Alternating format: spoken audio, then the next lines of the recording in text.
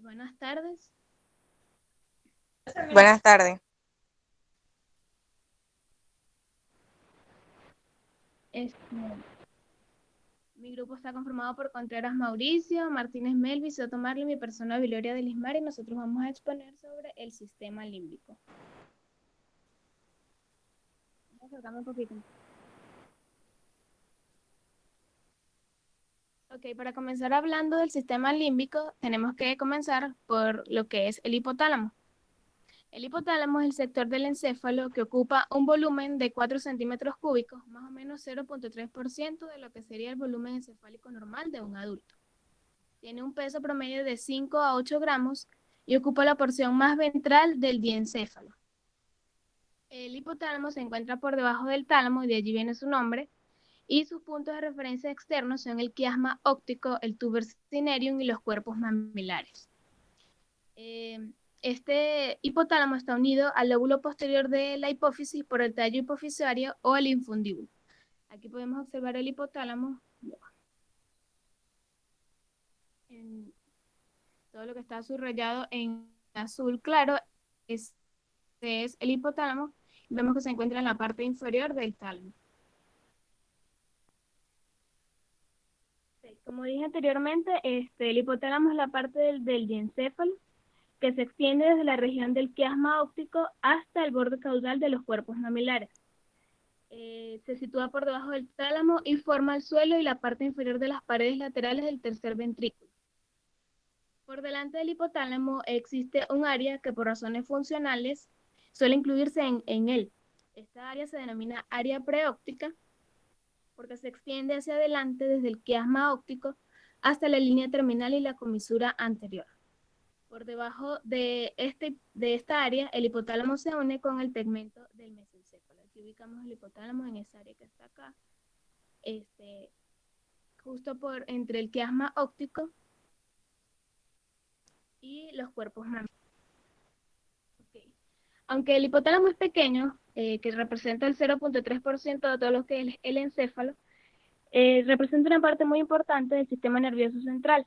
Este hipotálamo controla el sistema nervioso autónomo y el sistema endocrino. También está ubicado en el centro del sistema límbico y en este sitio existen numerosas vías neuronales convergentes y divergentes a través de su rica irrigación.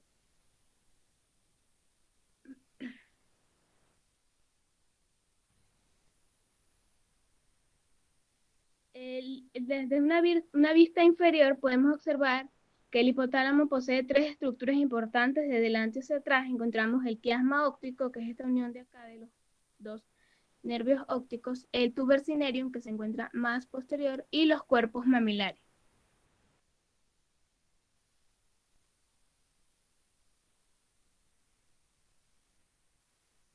Okay. Los núcleos hipotalámicos. Los cuerpos de las neuronas hipotalámicas están agrupadas en núcleos, los cuales disponen de proyecciones axonales con las que alcanzan otras regiones del encéfalo y otros núcleos hipotalámicos.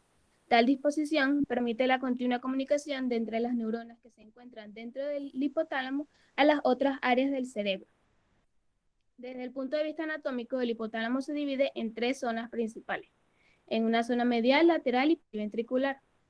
Estos núcleos se concentran en las zonas medial y periventricular y las más relacionadas con la regulación central endocrina.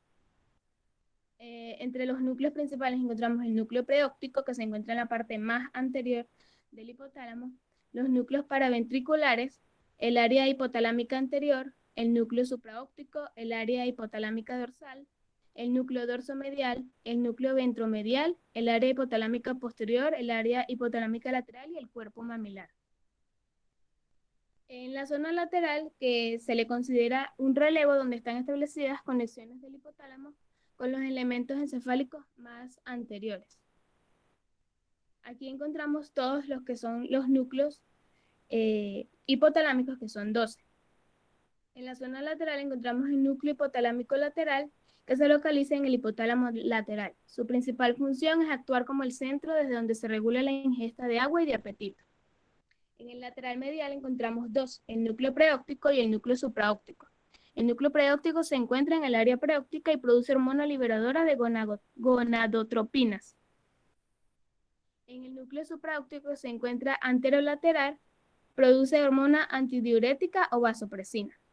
Luego tenemos la zona periventricular medial y encontramos el núcleo paraventricular, que se localiza periventricular anterior dorsal y produce oxitocina, hormona antidiurética, hormona liberadora de tirotropina, hormona liberadora de corticotropina. Y tenemos el núcleo arcuato, que se localiza en el hipotálamo basal medial, cercano al tercer ventrículo, y su función es intervenir en la conducta emocional. También es liberador de hormona gonadotropina. Y luego en la zona medial encontramos 6 núcleos, los cuales son el núcleo supraquiasmático, que se encuentra encima del quiasma óptico, que regula el ciclo circadiano. El núcleo ventromedial, que se localiza ventromedialmente, y su función es implicada en conductas defensivas y agresivas. Encontramos los cuerpos mamilares, que se localizan en la porción más caudal del hipotálamo, y su función es participar en la memoria. El núcleo hipotalámico posterior, que se localiza en el hipotálamo posterior, y su función es de termorregulación.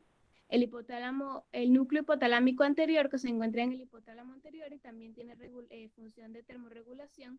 Y el núcleo dorsomedial, que se localiza dorsomedialmente, y su función es en el centro de saciedad. Luego encontramos las conexiones nerviosas aferentes del hipotálamo. El hipotálamo, como ya dije, está situado en el centro del sistema límbico. Este recibe muchas fibras aferentes procedentes de las vísceras, de la membrana mucosa olfatoria, de la corteza cerebral y del sistema límbico. Las conexiones aferentes del hipotálamo son numerosas y complejas, y estas son una de las principales. Por ejemplo, las aferencias somáticas y viscerales, la cual la sensibilidad somática general y las sensaciones gustativas y viscerales alcanzan el hipotálamo a través de las ramas colaterales de las fibras aferentes. Las aferencias visuales, que abandonan el quiasma óptico y pasan al núcleo supraquiasmático. La aferencia de olfacción, que es esa que está acá, tiene un trayecto a través del haz prosencefálico medial. Las aferencias auditivas, que como tal no han sido identificadas, pero deben existir, puesto que los estímulos auditivos se pueden influir en las actividades del hipotálamo. Las fibras córtico-hipotalámicas, las cuales vienen desde el lóbulo frontal de la corteza cerebral y pasan directamente al hipotálamo. Las fibras hipocampo-hipotalámicas, que pasan desde el hipocampo a través del fornis hasta los cuerpos mamilares, este que está acá. Las fibras amígdalo-hipotalámicas, que pasan desde el complejo amigdalino al hipotálamo a través de la estría terminal. Las fibras tálamo-hipotalámicas, que surgen de los núcleos dorsomedial y de la línea media del hipotálamo. Y por último, las fibras tegmentales, que surgen del mesencéfalo. También tenemos las conexiones nerviosas eferentes del hipotálamo, que al igual que las aferentes son numerosas y complejas. Solo describiremos las más importantes. Encontramos primero las fibras descendientes hacia el tallo cerebral y la médula espinal, que bajan hacia la médula espinal, influyen en las neuronas periféricas del sistema autónomo y descienden a través de la serie de neuronas en la formación reticular. El hipotálamo está conectado a los núcleos parasimpáticos de los nervios oculomotor, facial, glosofaríngeo y vago en el tallo cerebral. El fascículo mamilotalámico, que surge en el cuerpo mamilar y termina en el núcleo anterior del tálamo. El fascículo mamilotegmental, que surge del cuerpo mamilar y termina en las células de la formación reticular. Y por último, las múltiples vías nerviosas para el sistema límbico, en las cuales está implicado el hipotálamo. Aquí tenemos un cuadro de resumen de todas las vías principales, aferentes y eferentes, del hipotálamo. Gracias.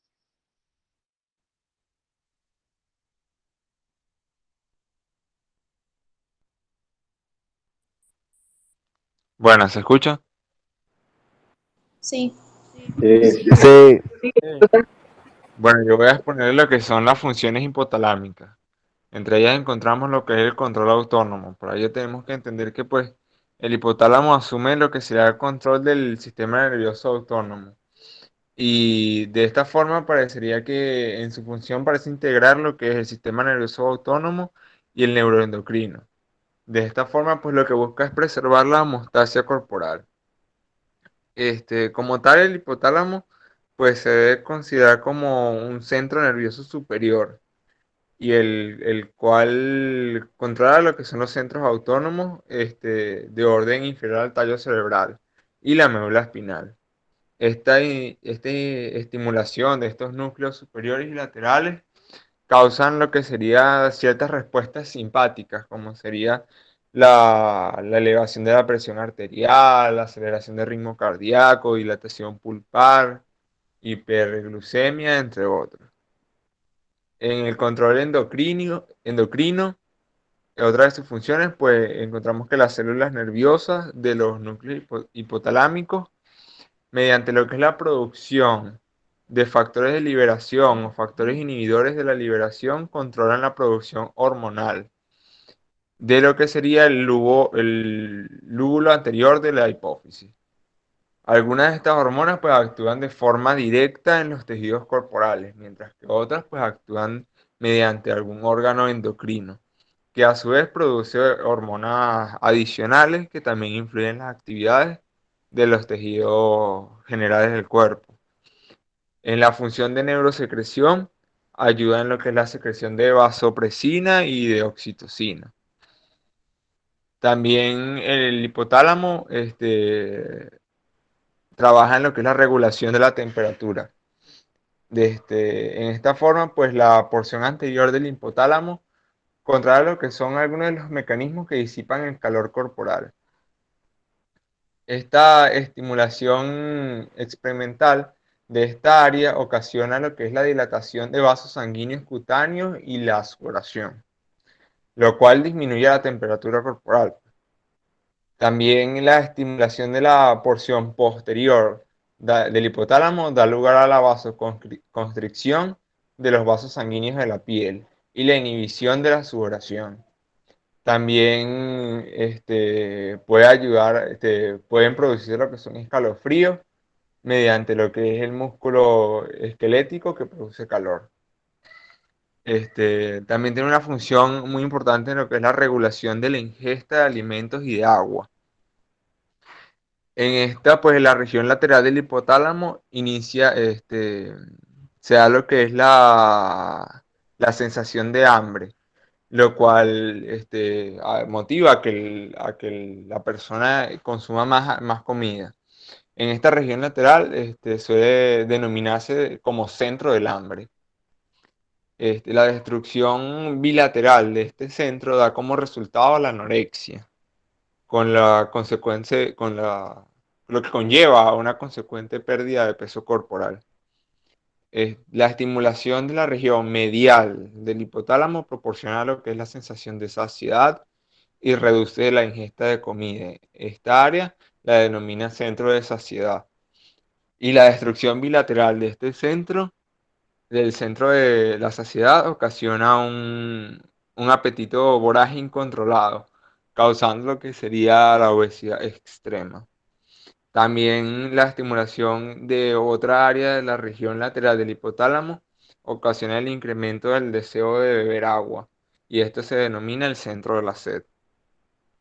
Además, para finalizar, otra de su función es dentro de lo que es la emoción y el comportamiento.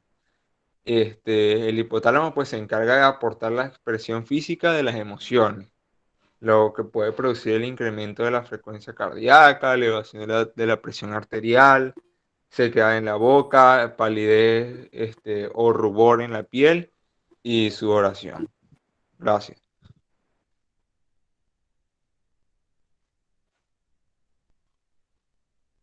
Buenas, mi nombre es Melvin Martínez. Continuando con la exposición, tenemos el estímulo al hipotálamo. El hipotálamo controla la baja de 8 hormonas importantes por la glándula pituitaria, la temperatura del cuerpo, la comida y el consumo de agua, como lo acaba de decir Mauricio. Los estímulos al hipotálamo incluyen así el olor de los estímulos olfativos, tienen gustos, feromonas, luz, que está relacionado con el ritmo de circadiano. Tenemos las entradas autonómicas. Esto se representa de los órganos vitales como el corazón, el pulmón. También alcanza al cerebro, que va directo a la vía del sistema nervioso autonómico. Los impulsos del nervio del corazón, del estómago y el trecho reproductivo. También las señales hormonales, que son la angiotensina, de insulina, también de las hormonas pituitarias, de la glucosa, de la osmolaridad y de la sangre. También tenemos que estos regulan los comportamientos de el hambre, la saciedad, que introduce la tensión emocional. Pásala, por favor.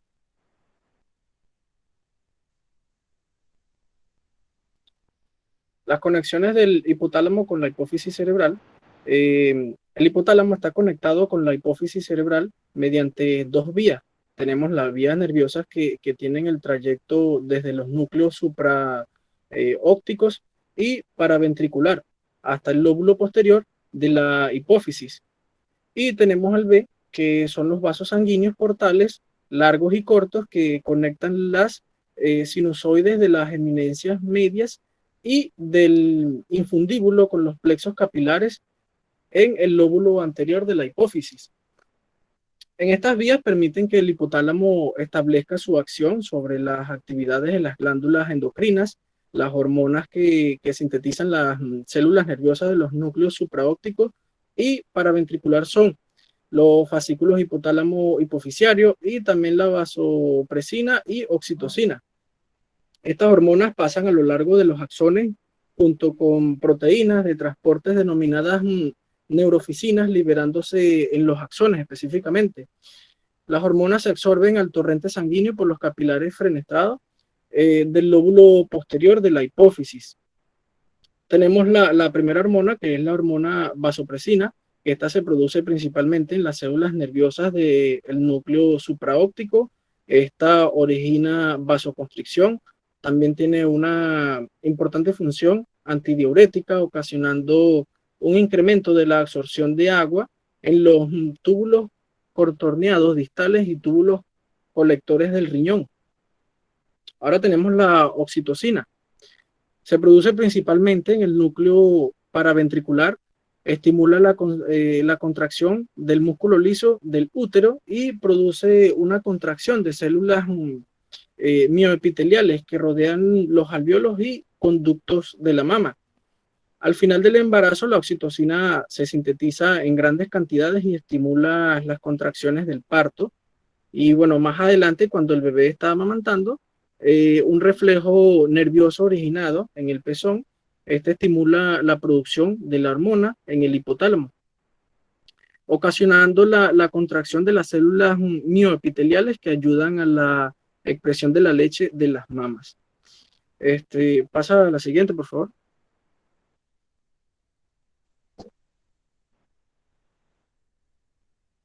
Tenemos el sistema porta hipoficiario.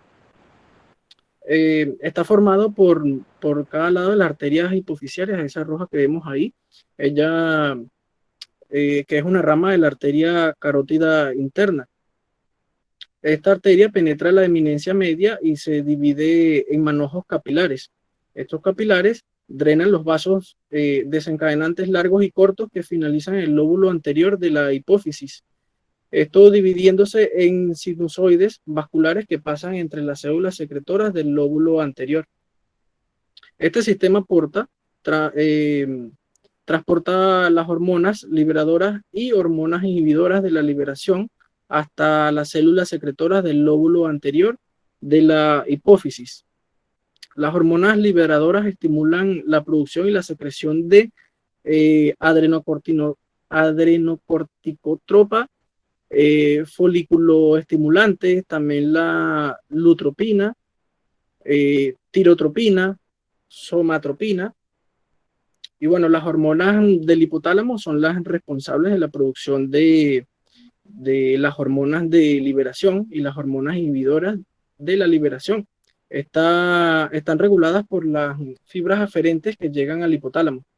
también están influidas por el nivel de hormonas producidos por el órgano diana controlado por la hipófisis. Por ejemplo, si el nivel de tiroxina en la sangre se reduce, el factor liberador de tirotropina se sintetiza en mayores cantidades. Gracias. Buenas noches, mi nombre es Marly Soto. ¿Se escucha? Sí. Sí. Ok, yo hablaré sobre el sistema límbico. Ok, yo hablaré sobre el sistema límbico. El sistema límbico del cerebro está compuesto por un conjunto de estructuras complejas que se ubican alrededor del tálamo y debajo de la corteza cerebral, cuya función está relacionada con las respuestas emocionales, el aprendizaje y la memoria. Los componentes del sistema límbico, o quien lo comprende o lo forma, son la amígdala, el tálamo, el hipotálamo, la hipófisis, el hipocampo, el área septal, que va a estar compuesta por el fórnix, el cuerpo calloso, las fibras de asociación y la corteza orbitofrontal y la circunvolución del cíngulo. Estas estructuras del cerebro límbico se asocian a un anillo limbo que rodea al diencéfalo. Estas son dos estructuras importantes del lóbulo temporal. La formación del hipocampo, con su fórnix, y la amígdala, con su estriada terminal, envían proyecciones axonales en forma de C a través del telencéfalo, alrededor del diencéfalo y hacia la región septal y el hipocampo. Pásala.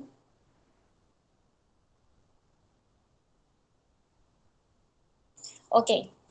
En cuanto a su enumeración, tenemos las principales estructuras que conforman el sistema límbico.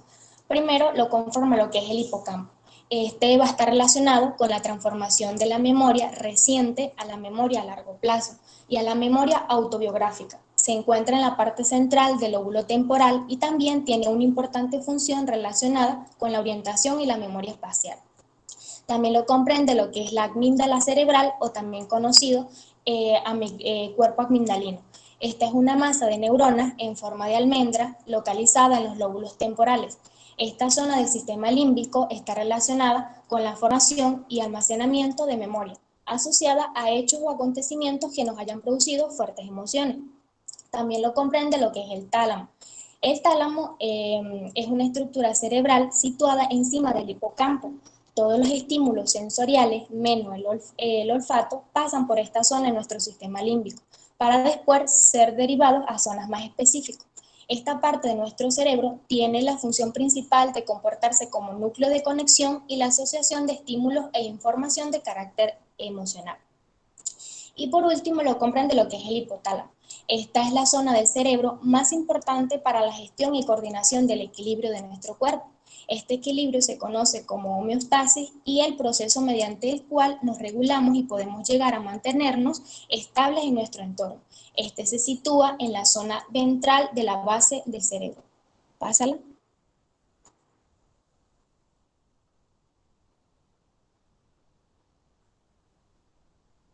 Ok, el sistema límbico presenta unas vías de conexión. Estas van a estar formadas por lo que es el alveolo, la fimbrina, el fórnix, el fascículo mamelotalámico y la estría terminal. El alveolo va a estar formado por una fina capa de sustancia blanca que se encuentra en la superficie superior o ventricular del hipocampo. Este va a estar formado por fibras nerviosas que se originan en la corteza del hipocampo. Las fibras convergen en el borde medial del hipocampo para formar un haz que se conoce como fimbrina. Esta fibrina sale entonces del extremo posterior del hipocampo como el pilar del fórnix. El pilar de cada lado se curva hacia atrás y hacia arriba por debajo del esplenio del cuerpo calloso, rodeando así la superficie posterior del tálamo. Los dos pilares convergen entonces para formar el cuerpo del fórnix. Estos se sitúan en íntimo contacto con la cara interior del cuerpo calloso. Cuando los dos pilares se juntan, se conectan por fibras transversas que se denominan comisura del fórnix. Estas fibras forman una decusación y se une al hipocampo en ambos lados. Por delante, el cuerpo del fórnix está conectado a la cara inferior del cuerpo calloso y por el septo pelúcido. Por debajo va a estar el cuerpo del fórnix relacionado con la tela coroidea y el techo del epéndimo del tercer ventrículo. Ok, el cuerpo del fórnix se divide en su porción anterior en dos pilares anteriores, cada uno de los cuales se curva hacia adelante y hacia abajo sobre el agujero interventricular. Este agujero se denomina agujero del Monro. Después de cada pilar desaparece en la pared lateral del tercer ventrículo para alcanzar el cuerpo mamilar. Entonces, el tracto mamilotalámico aporta importantes conexiones entre el cuerpo mamilar y el grupo de núcleos anteriores del tálamo. La estría terminal emergen de la cara posterior del cuerpo amigdalino y como un haz de fibras nerviosas se traslada posteriormente al techo del asta inferior del ventrículo lateral sobre la cara medial de la cola del caudado. Sigue la curva del núcleo caudado y penetra para situarse en el piso del cuarto ventrículo lateral. Pásalo.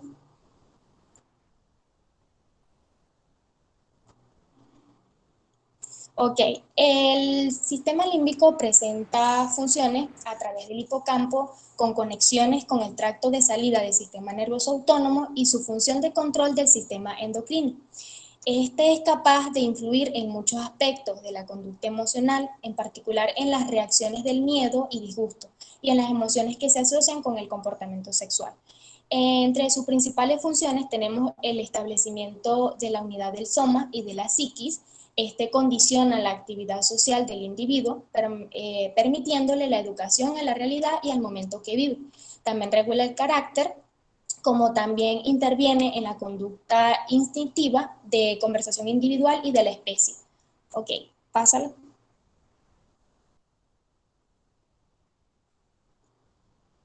Ok, tenemos el hipocampo. El hipocampo es un pequeño órgano de aproximadamente 3 a 4 centímetros, como lo podemos ver en la diapositiva. Este se encuentra en la parte longitudinal anteroposterior, es de color amarillo claro y se encuentra en estrecha comunicación con diversas regiones de la corteza cerebral, con una forma curva y alargada, localizado en la parte interior del lóbulo temporal. Este se articula desde el hipotálamo hasta la amígdala. De esta forma encontramos que cada encéfalo tiene 2 hipocampos, uno para cada hemisferio cerebral, es decir, el derecho y el izquierdo. Esta estructura se asocia a una parte de la corteza cerebral denominada arquicorteza. La formación del hipocampo consta del hipocampo, la circunvolución dentada y la circunvolución del parahipocampo. Esta es una elevación curva de sustancia gris que se extiende a través de todo el piso del asta inferior del ventrículo lateral. Pásalo. Ok, el hipocampo presenta vías de conexiones aferentes y las efrentes. Las vías de conexiones aferentes se pueden clasificar en 6 grupos. Las fibras que surgen de la circunvolución del cíngulo y se dirigen hacia el hipocampo. Las que surgen de los núcleos sectales, es decir, los núcleos que se encuentran dentro de la línea media, cerca de la comisura anterior, que pasan por detrás del fornix hacia el hipocampo. Las fibras que surgen de un hipocampo y atraviesan la línea media hacia el hipocampo contrario en la comisura del fornix. Las que proceden del inducing y que se trasladan a través de la porción posterior de la estría longitudinal hacia el hipocampo. Las que proceden del área entorrinal o la corteza relacionada con el área olfativa y las que se dirigen hacia el hipocampo. Las fibras que surgen de las circunvoluciones dentadas y del parahipocampo que se dirigen hacia el hipocampo. O sea, todas estas fibras se encuentran en el fornix y en la fimbrina. Estas provienen de la formación hipocámpica contralateral, como también del área septal y de los núcleos colinérgicos basales del prosencéfalo de la sustancia innominada, estrechamente relacionada con ella. Ok, pásala.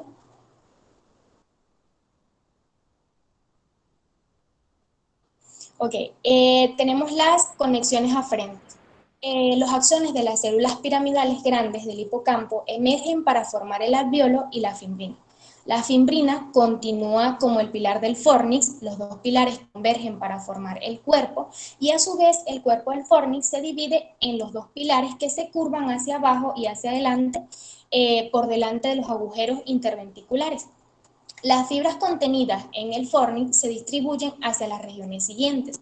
Las fibras que se dirigen desde la zona posterior hacia la comisura anterior para penetrar en el cuerpo mamilar, donde terminan en el núcleo medial, las que se dirigen desde la zona posterior hacia la comisura anterior para terminar en los núcleos anteriores del tálamo, las fibras que se dirigen desde la zona posterior hacia las comisuras anteriores para penetrar en el tegmento del mesencéfalo, y las que se dirigen desde la zona anterior hacia la comisura posterior para terminar en los núcleos sectales, el área preóptica lateral y en la parte anterior del hipotálamo. Y por último, las fibras que se unen en la estría medular del tálamo para alcanzar los núcleos avenulares. Estas vías anatómicas indican que las estructuras que forman el sistema límbico no solo están interconectadas, sino que también envían fibras de proyección hacia muchas partes distintas del sistema nervioso. Pásala.